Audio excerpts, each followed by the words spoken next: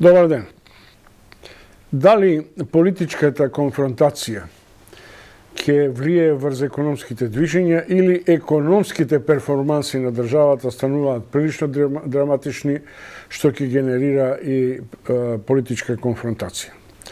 За ова прашање во основа се крие можеби и разврската на дилемата што би постигнала ВМРО ДПМН со блокадата на собранието, дали тврдоглавоста на одреден начин на премиерот и на СДСМ за лидерска средба и во овие деликатни ситуации може да генерира конфликтност меѓу власта и опозицијата.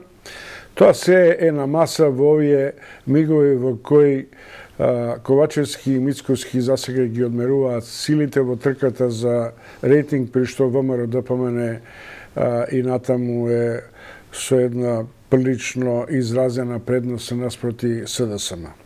Но допрева престојат, се разбира, и многу неповолни ситуации од фактот дека допрева ќе не очекува зимска зима и неверојатни премрежа низ кои ќе можеме да поминеме, од енергетска па сега вклучувајќи и политичката.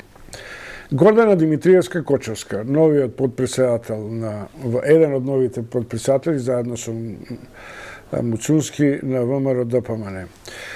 Кочевска, знам дека ви е фах контролата на парите и финансиите, но еден подпредседател мора да ни одговори што очекувате во услови на лидерски диалог или отсуство на диалог меѓу Ковачевски и Мицковски? Јас се уште верувам дека премиерот ќе се освести на некој начин и дека ќе имаме една лидерска следба, како што доликува. Денес председателот ќе има состанок со пратениците во собранието во попладневните часови, каде што ќе се разговара околу темата блокада, но сепак очекувам дека нема да стигнеме до блокадата, туку дека ќе се повика председателот Мицковски на еден разговор во владата и дека ќе се изнајде решение за излез од оваа криза. Разговор него во владата или некој предпоставен разговор во владата? Фаќам за запирка. Како мислите разговор? Вие рековте за разговор во владата. Побара лидерска средба, така со одредени. Ја реков имате линкови како што функционира тоа по други канали. Кај нас кај председателот Мицковски нема линкови, се што има отворено разговара. Тоа можам најодговорно да го тврдам како човек кој што можеби со него работи и во период пред да биде председател на ВМРО ДПМН. Рековте дека денеска ќе разговарате. Кои ќе бидат методите? Традиционални на блокадата, неотварање на дебата, неприфаќање на дебата, блокирање на материјалната дебата за одредени законски проекти, неучеството во законски проекти за кои е нужно двотретинско мнозинство и така натаму. При што нам ни престои сосема известно буџет за кој треба на одреден начин едно квалификувано мнозинство, ни престои многу задолжување во кои ако испуштите таа шанса, не знам како ќе ја освестите опозицијата до каде ќе оди со задолжувањето на државата.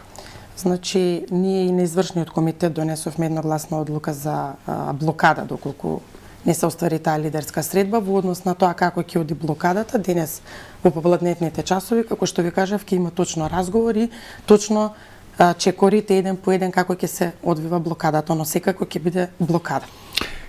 Крајниот предлог е дефинитивен, само разговор за избори или е палетата малку поширока? Премиерот се однесува како да е на шведска маса и се избира што сака тој. Никаде председателот Мицковски не кажа дека условот е само предвремени парламентарни избори. Ако се сеќавате, понуди 4 различни тима во област на образование, здравство, надворешната политика и економија со цел да се помогне во овие услови кога владата не знае ниту што прави и само во полошо одиме од година во година. 4 тима во 4 области кои традиционално носат белек на пржинска влада. Тоа е авансирање за таков диалог на некаква преод на пржинска влада до избори? Не, пак сега се враќаме на истото. Кажавме, нека има лидерска средба да разговараат двете работи се јасни. Помош даваме со сериозни, стручни луѓе, експерти, секој во своја област, докажани, значи секој од нив е докажан, и во исто време, значи, да се разговара, но не беше наметнато дека предусловот е предвремени парламентарни избори. Меѓутоа, видете, со ваква состојба во која што се наоѓа државата, легитимно е да бараме предвремени парламентарни избори. Ќе стигнеме и до, еве, не сакам да влеземе директно во економија, ќе ви спочитувам да прашате се што имате, меѓутоа, на крајот од денот, сите овие луѓе што не гледаат одат дома, колку пари ќе однесат, што ќе купат со парите во продавница, на крај се врти околу тоа каков ќе ни е животниот стандард, а нас ни е се полош и полош. Кочовска, како ќе дочекате со блокада во парламентот ребалансот на буџетот со многу симптоматични па и дубиозни состојби во финансирањето до крајот на годината, и особено она што сега сите го практикуваме во лето, треба да се подготвиме за зима. Така треба да се подготвиме за зима. Ако гледаме така, пред да прашаме шо прават на тема енергетика, тоа ќе биде сериозен проблем.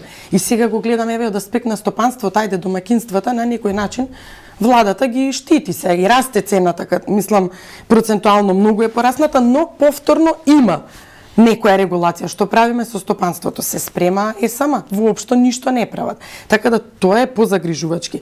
Не ме загрижува толку ребалансот, ќе ви кажам најодговорно. Зошто? Имам инфлација. Ако погледнете како се полни буџетот, се полни и повеќе од очекуваното за годинава поради тоа што не се откажавме речиси од ниеден данок. Добро, значи, ако идеме со тоа е едната страна на фискалната политика, многу е по-драматична другата страна, а тоа е потрошувачката. Ние се доведовме до енормна потрошувачка, со финансирање на се и се што од буџетот, и со реална инфлација која ќе ги девалвира вредносните категории. Кога сме кај ова што го зборите инфлацијата, и бидејќи го спомнуваме буџетот, ние сме го коментирале, но еве и денес да го прокоментираме. Знаете, имаме огромен скок на односно зголемување на ставката стоки и услуги во 2021 во однос на 2020, каде што само во последниот квартал имаме поголем трошок или исплата за 37 милиони евра во однос на истиот квартал од 2020 година. И во 2022 влегуваме со високи стапки на инфлација. Која создава инфлацијата? Немојте да ме убедите дека со 37 милиона инфлацијата се потикнува. Не, вака сега. Од овде малку, од таму малку, од онде малку, не. Значи, многу параметри зборува за менталниот склоп, дека ние не се навикнуваме на скромност и на трошење. Ај вака, пак да се вратиме. Пролетни изгледи, односно извештајот на Светска банка 2021, пролетниот период, кој што многу јасно кажува, вели, инфлацијата во Македонија е повисока во однос на инфлацијата од сите други земји од Западен Балкан. Се праша тогаш некој зошто е повисока.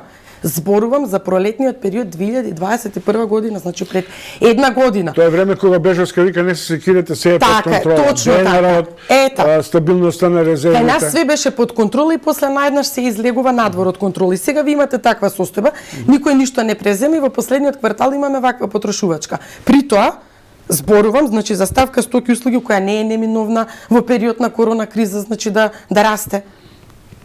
Ме сваќате? Сега имаме изјава на Ангеловска Бежовска за хрватска телевизија, не знам зашто не и за македонските медиуми, а тоа е дека дефинитивно признава оти Македонија ќе се соочи со инфлација, иако ММФ ни предвидува некоја стапка од 2,3 на 100 или 4. Не за инфлација, зборувам за пораст на бруто општествен производ. И се разбира, не исклучува, што е сосема нормално, како и ФЕД, американците, потек на затегнување на монетарната политика. Се разбира, тоа ќе влие и врз фискалната политика.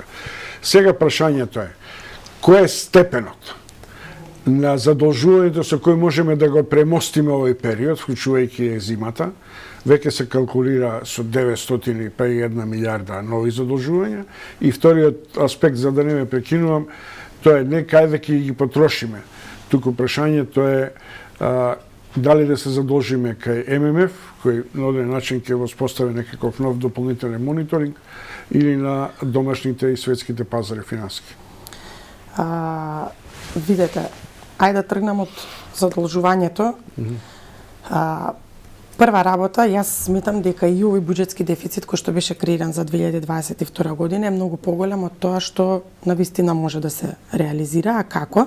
На еден начин со едно домаќинско работење. Сега, пред извесен период бевме сведоци на тоа дека владата ги донесе антикризните мерки, односно даден или предлог, сега се чека од министерствата да вратат повратно назад и така натаму. Зошто сега антикризни мерки? Јас бев технички заменик министер за финансии и доставив една огромна долга листа во Министерство за финансии до тогашната министерка за финансии со предлог антикризни мерки во првиот налет, да речеме, на корона кризата, кои што може да се разработуваат понатаму. Како ние после 2 години носиме антикризни мерки? Втор момент, многу симптоматичен. Антикризните мерки ги донесе владата, ама дали беа тие релативно валидни во 6 пакети по сума и по реализација? Не, сега зборуваме антикризни мерки од аспект на штедење, не зборуваме за 6 пакети, тоа е друга тема. Сега зборуваме од аспект на штедењето. И во овие антикризни мерки кои ќе ги погледнете, вие гледате дека има препорака до министерствата да скратат трошоци за патување, да скратат репрезентација. Како и после 2 години зборуваме за ова? Ние требаше денес да имаме состојба каде што премиерот бара кратење, а министрите велат нема веќе од каде, нула ни се ставките. Ме разбирате? Ние имавме во сред корона криза огромни трошоци за репрезентација на поединци. Не може тоа да биде така. Или имавме пред нова година, не сакам да звучам многу политички, меѓутоа тоа е факт и реалност, купување на вакви тањери, такви вилјушки, сега ни треба тоа. Дома така јадеме у златни лажици и вилјушки. Значи секој еден кој ќе седне на позицијата излегува надвор од неговата зона нормална дома како се однесува и сака да биде не знам што во државава. Не може така. Така да, сметам дека требаше да си го скратат дефицитот или да останат во рамки на тој таков како што е проектиран, со тоа што, значи, ќе остават простор за не дај Боже да помогнат во услови на енергетска криза. Зошто викам не дај Боже? Затоа што јас сега да сум влада, ќе се занимавам со ЕСАМ. Што прави ЕСАМ? Откриваме ли јаглен? Копаме? Што правиме? Се спремаме ли за зимава која што знаеме однапред дека ќе биде тешка? Ме сваќате? Значи, тоа е клучно. Сега поднос на инфлацијата. Ние за инфлацијата, јас зборувам од јануари 2021 дека имаме ние инфлација. Инфлацијата кај нас почна уште од 2020 година во август месец, и ако го погледнете трендот, ќе видите точно тогаш почнува заради зголемување на цената на електричната енергија. Тоа е она што го зборувавме пред да влеземе во емисија. Не се планира однапред. Се носат одлуки, ќе донесеме денес одлука, со тоа што не гледаме какво влијание ќе има на сите останати работи. Како што, например, во последниот период го зборувам и тоа, какво е нивото на девизни резерви, паѓа или не, а во исто време не размислуваме зашто во 5 години немавме позначајни странски инвестиции, како што имаше една Србија, па да ги полниме девизните резерви. Тоа се тие планови однапред што се прават и со кои што сакаме да постигнеме повеќе позитивни ефекти на различни места. Ние тогаш викавме, ама не, бркаме странски инвестиции кои што ќе донесат повисоки плати, ништо не ги избркавме од овде, а не да бркаме да ги донесем. Добро. Прашање кое е сега, да речем, условно во вашиот домен. Ако Народната банка, или што мислите, што би требало да се преземе и од владата, и од Народната банка, да не дојде до забрзување на спиралата на инфлацијата, што е дополнителен, прилично ризичен политички и економски чекор. Иако за тоа често пати знаеме да имаме некој алиби, а тоа е, гледате, во Германија е 7,5%, во Франција е 5,5%, ФЕД ги изголемува каматите и така натаму, и дека тоа е доволно. Дали вие мислите дека е тоа доволно? Знаете како, во однос на инфлацијата има многу параметри кои што влијае на некој начин да дојде до инфлација. Во континуитет владата спомнува само, да кажеме, еден фактор, а тоа е увозната инфлација, која што не ја спориме дека е така. Имаме и, причина е и постојаниот пораст на цената на увозните производи. Вашиот сопартија Страјко Славевски, иначе професор и тука беше, тврди дека инфлацијата не е феномен предизвикан само од еден фактор. Така е. И тоа е така како што го збори професорот. Професорот тоа го следи со години и многу добро го знае. Никој, например, не зборува и не се прашува дали може би кај нас инфлацијата е резултат на тоа што имаме зголемени трошоци по единица производ, односно континуиран пат на продуктивноста од 2017 година навака. Тоа никој не го зборува. Ако ние имаме во континуитет за чашава, да кажеме, повисок производен трошок, логично е дека стопанствениците ќе го префрлат на конечната цена. И чашава ако била 10 денари ќе се продава 11, 12 и така натаму. И ние ова ММФ го констатира и постојано го зборува дека кај нас продуктивноста паѓа. Ова е исто сериозен проблем. И сега вие да направите се во еден месец и да ја контролирате инфлацијата, не се излезе од контрола. Избега од контрола се. Имаш увозно влијание, имаш катастрофално справување со енергетската криза. Во исто време продуктивноста е на најлошо ниво и како сега да се справиш со сето тоа во еден месец. Се тука малце да ги разбиеме прашањата, без оглед што постои опасност да ме обвина дека гледам позитивно на тоа. Прашањето на справувањето со енергетската криза не е така фатално за Македонија. Ние успеавме во вакви ненормални услови да одржиме оно што народот го сака, да има струја, и за значаен дел од индустријските капацитети да има струја. Прашањето е сега зошто се доведевме во ситуација да имаме таква скапа струја? Зошто не побрзавме со стратегијата за зелена енергија, за гасовата централа? Сега постои една друга опонентска становиште. Сега гледате колку бевме предвидливи што него направивме гасоводот, ќе бевме зависни. А во исто време не е ни направен гасоводот од интерконекторот кај Александрополос. Така. А вака, за енергетската криза, значи, иако во континуитет првин се обвинува предходната влада дека ништо во енергетскиот сектор не е направено, не е така. Јас можам да набројам еден куп проекти кои што се направени.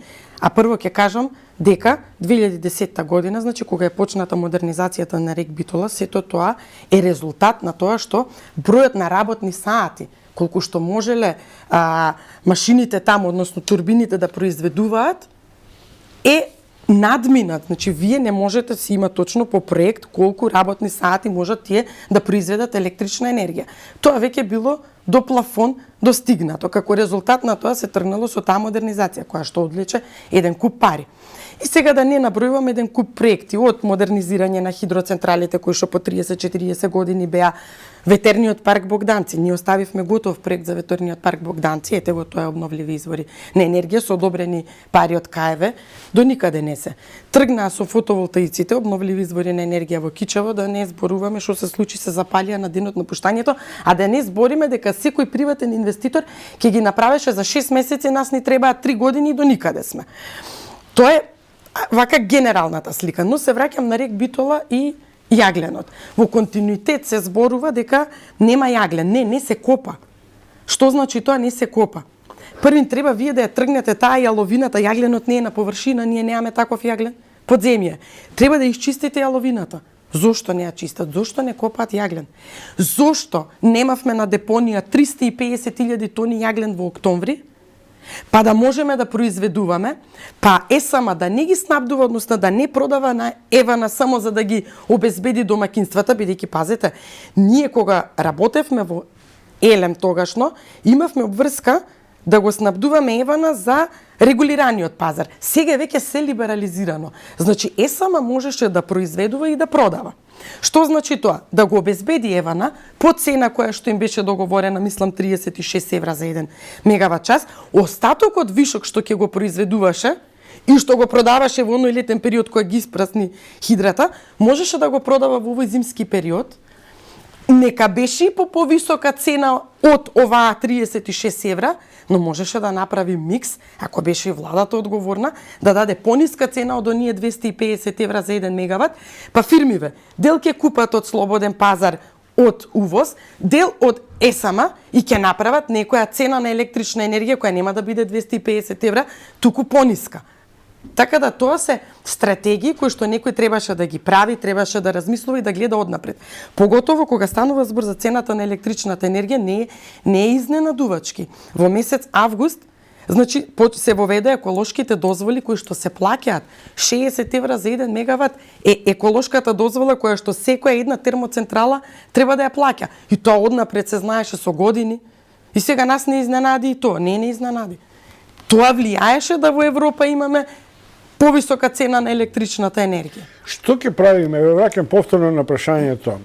Ако излезете од парламентот, ако на оден начин го блокирате, ако ние се доведеме во ситуација со една неконтролирана влада под притисок на јавноста и на опозицијата, дека ќе се задолжува 1 милиарда, без притоа да имаме јасна представа дека дел од тие пари нема да бидат само во санирање на буџетскиот дефицит, туку за брзи инвестиции во енергетските ресурси, за создавање на правни предуслови побрзо да се гради, а не да се комплицираат односите за добивање на дозволи за поставување на ветерничните паркови, на фотоволтаиците и така натаму.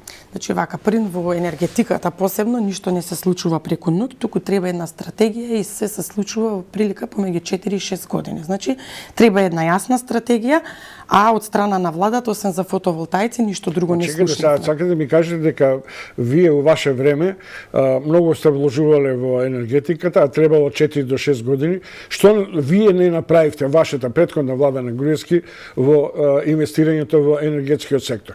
Не може да сметате дека сите други не направи, а вие ќе мислите, односно владата на Груевски ќе се вади со ветерниците во Богданци, од тогаш не е мрднато за ништо. Значи, јас повторно се враќам сега на она вие велите ветерниците, ама ајде да се вратиме да видиме модернизацијата на хидрата прва, втора, трета фаза. Па тие бе по 30 години стари. Ајде, вие купете кола и возете 30 години и не ја носите да ја сервисирате, не му менувајте мотор, како ќе функционира? Значи не е така. Сме имале капитални инвестиции за модернизација на тие, значи инвестиции кои што се направени пред години и години, дотраени биле тогаш. Прашањето е зошто не се направиле во 2005, 2006 или претходно. Затоа што тие требало и претходно да бидат направени, не се направиле. Но, јас сега пак се враќам, ние сме имале во инвестиционата програма комплетна анализа што треба и како треба да се направи. Работевме и на Бошков мост, и на Луково поле, на ветерниот парк Богданци, втора фаза. Работевме се работеше на план за фотоволтаици. Ниједен од тие проекти не било завршна фаза.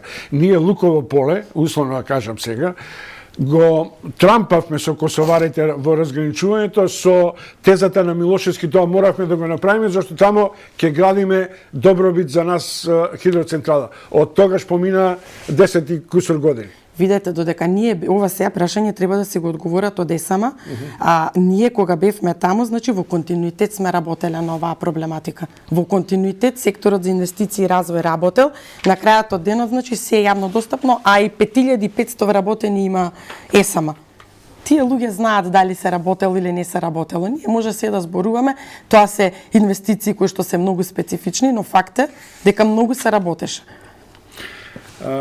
Ме заголица, како мотив, меѓу другото за овој разговор, еден ваш Facebook статус посветен на вашето читање на извештајот на државниот ревизор.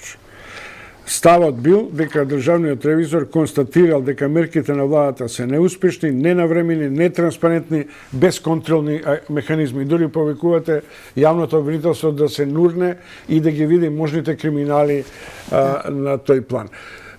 Што ве привлекува во оваа констатација? Податоците или тезите?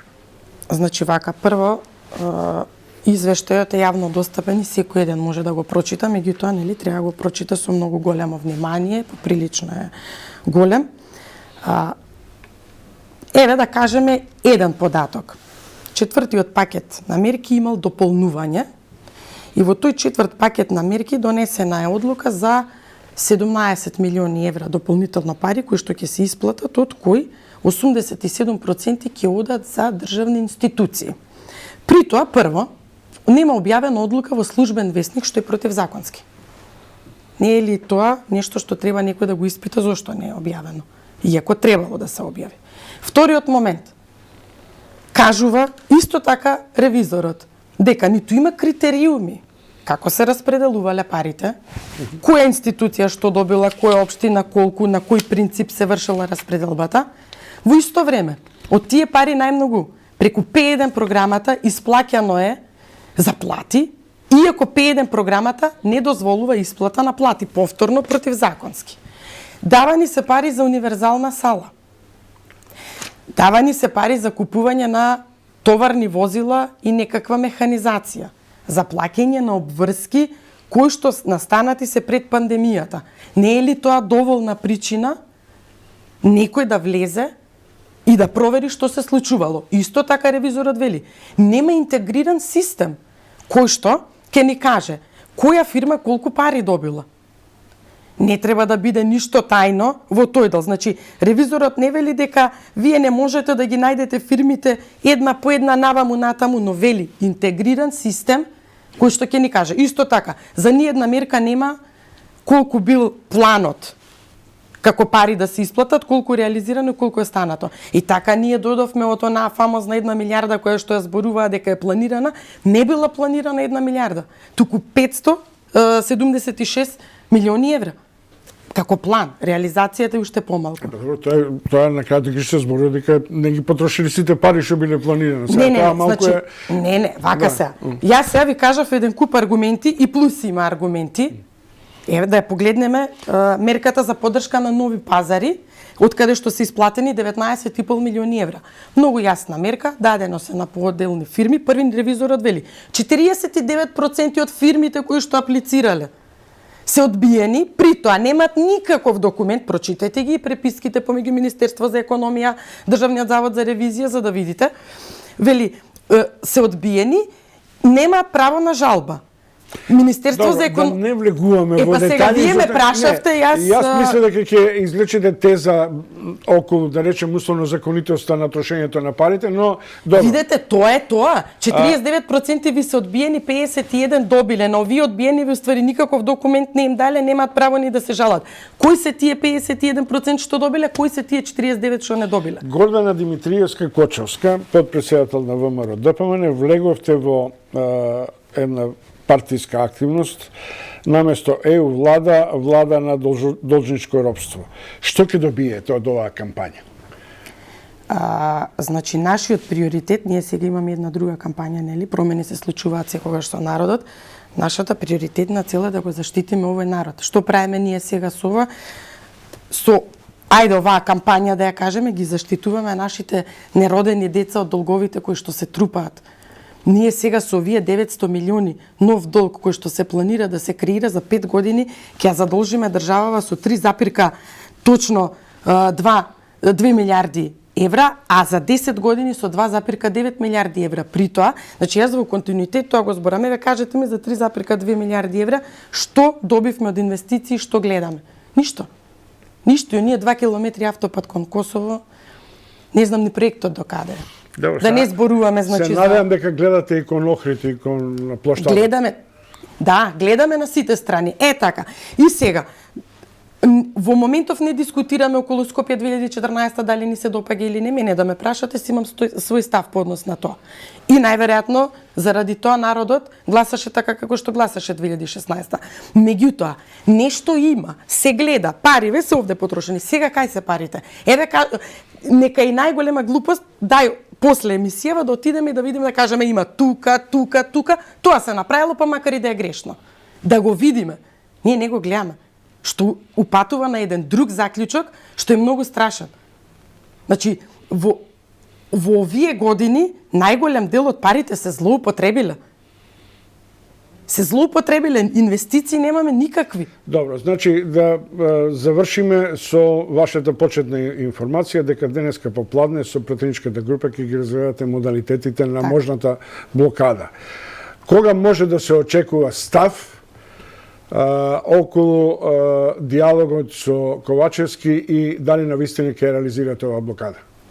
Значи, за блокадата, мислам дека председателот кога кажа, тој е многу сериозен човек и кога ќе каже нешто останува на ставот. Тука да немате дилема. Јас ви кажав дека денес доколку не се прифати таа лидерска средба, денес они ќе разговараат околу начинот на кој што ќе се проложи со блокадата. Од аспект на ребалансот исто така ви кажав дека воопшто не ме загрижува, пари има, ама треба малку некој подомакински да се однесува со буџетот. И сега во овие моменти да кажеме да внимава, претпоставам премиерот е исплашен, зашто сега му текна антикризни мерки од аспект на штедење, да бидам сега појасна да прави. Не зборам за антикризни мерки за помош на стопанството. И ако продолжи вака, најверојатно ќе се сведеме на тоа да имаме антикризни мерки за штедење, кои што се надевам дека ќе бидат успешни, ама познавајќи ги, ќе видиме како ќе им оди. Добро, ве држам за зборот и информацијата дека ќе добиете секако. Денеска би можело да се очекува некаква позиција поактивна околу блокадата и разговорите со Ковачевски. Гордана Димитриевска Кочевска гостин во утрински брифинг, потпредседател на ВМРО ДПМН. Пред до 10 дена со Трајко Славевски разговаравме на овој економски агол на гледањето и се надевам дека прашањата што не ви ги поставив, а тоа е што ВМРО прави на меѓународна сцена, дали уште е на нивото, не го даваме името со Грција, не го даваме презимето со Бугарија и дека ни поминуваат процеси кои допрва веројатно ќе мора да ги третираме, но нешто што ми е индикативно е посетата на Муцунски на Париз и средбата со владеечките представници. Таму ви благодарам, не ве малтретирам со овие меѓународни аспекти, но предполагам дека некој од нив ќе дојде да образложи. Уште еднаш повторувам, тоа беше госпоѓа Кочевска, потпредседател на ВМРО ДПМН.